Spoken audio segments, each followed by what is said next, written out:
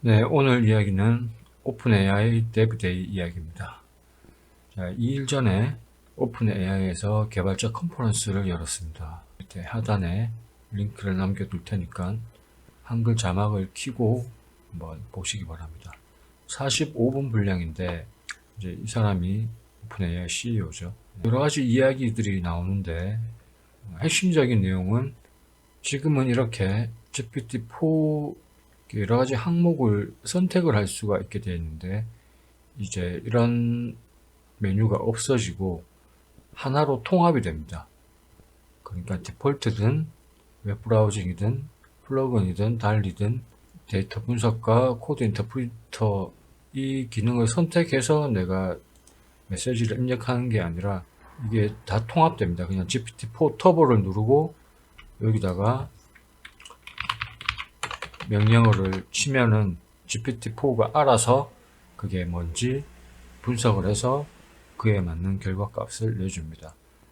우리가 지금 하고 있는 무슨 코드를 짜줘 라고 하면 코드를 짜줄 테고 어떤 이미지를 만들어줘 그러면은 이미지를 만들어줍니다. 그리고 가격에 대한 부분인데요.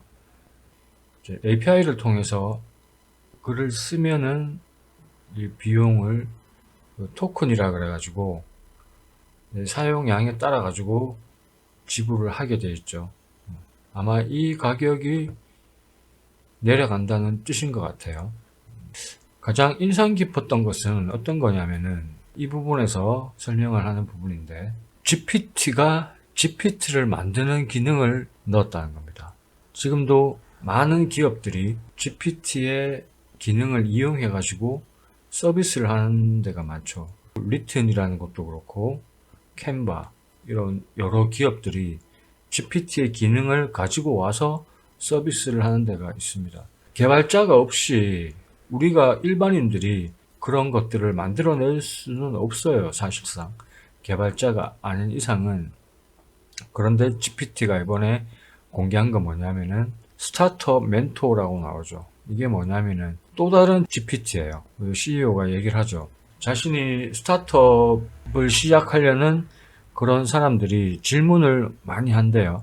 그 질문 중에 하나가 스타트업을 시작할 때 직원을 고를 때 어떤 점을 보고 선택을 해야 되는지 뭐 이런 것들을 많이 질문을 받는데요. 그래서 이 사람이 생각한 게 그런 앱을 만들어 보자라고 자연어로 얘기합니다. 자연어. 자연어라는 거는 사람들이 하는 말이에요. 저희가 이전에도 타이머를 만들 때 채팅창에 그냥 한글로 썼잖아요. 나는 이러이러한 기능을 만들고 싶어. 근데 어떻게 해야 돼? 코드 짜줘. 뭐 이런 식으로 저희가 했잖아요. 그런 거 같이 이렇게 말로 하면은 이제 더 진보가 되었기 때문에 그런 내용들을 알아듣고 이런 앱을 그냥 만들어준다는 거예요.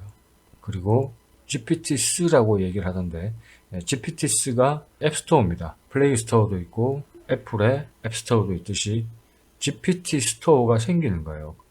그래서 사람들이 GPT로 새로운 GPT를 만들어내라고 얘기합니다. 우리는 GPT를 통해서 GPT를 만들 수가 있는 거예요. 이제부터. 이달 말에 이제 스토어가 공개가 되고 요 API를 제공한다 그러거든요. 그러니까 이런 API를 통해서 우리는 또 다른 GPT를 만들어낼 수가 있는 겁니다. 그리고 수익에 대한 부분도 얘기를 했는데요. 여기 컨퍼런스에서도 그런 얘기를 했는데 가장 많이 사용하는 GPT를 만들어내준 사람에게 비용을 지불하겠다라고 얘기를 해요. 그 GPT로 만든 또 다른 GPT를 팔아서 그 개인이 가지는 수익이 아니라 활성 사용자가 많은 그 GPT에게 이제 비용을 준다라고 그렇게 들렸습니다. 몇 명의 개발자가 나와서 앱을 만드는 과정들을 설명을 해줬어요. 이렇게 설명하는데 이게 좀 놀라운 부분이었는데 이게 완전 터미네이터에 나오는 스카이넷 같았습니다. 말을 하면은 이 인공지능이 내 얘기를 듣고 뭔가를 데이터를 분석하고 실행하고 처리하는 과정을 보여주는데 이러한 것들을 GPT API를 통해서 만들어낼 수가 있다는 거예요. 그러면 정말 이제 개발자가 필요가 없어지는 시대인가?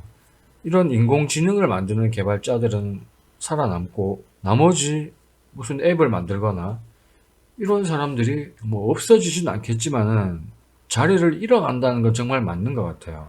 저 같은 일반인, 그러니까 코딩을 모르는 사람들, 비개발자들, 그리고 이 영상을 보시는 이런 쪽에 관심이 있어 하시는 모든 분들, 그러면 우리가 이제 이런 거를 만들어낼 수가 있다는 거예요. 지금도 GPT를 이용해서 코드를 짜고 있지만은 이제는 이런 강력한 API를 통해 가지고 번역 앱도 만들 수가 있겠죠. 근데 번역 앱 많아요. 많이 나왔잖아요, 번역 앱. 한국어로 영어로, 영어로 일본어로, 일본어를 프랑스어로 막 이렇게 하는 앱들은 많은데 그런 앱을 우리가 만들어 볼 수가 있다는 거예요. 그러니까 한 분야의 전문가 앱을 만들어 주는 거예요. 이 사람도 소개했던 게 여행 앱을 소개합니다. 나 프랑스 파리로 가고 싶어 라고 하면 파리 지도가 나오고 파리에 가서 해야 될 10가지 일들이 뭐가 있어 그러면은 그것들을 이제 쫙 설명을 해줍니다. 근데 분명 그런 앱도 있어요. 이미 있지만은 내가 만들어낼 수가 있다는 거죠. 이달 말에 공개가 된다 그러니까 좀 관심을 가지고 뭔가 새로운 길이 많이 열릴 것 같아요. 그때 기다리면서 영상 마치겠습니다.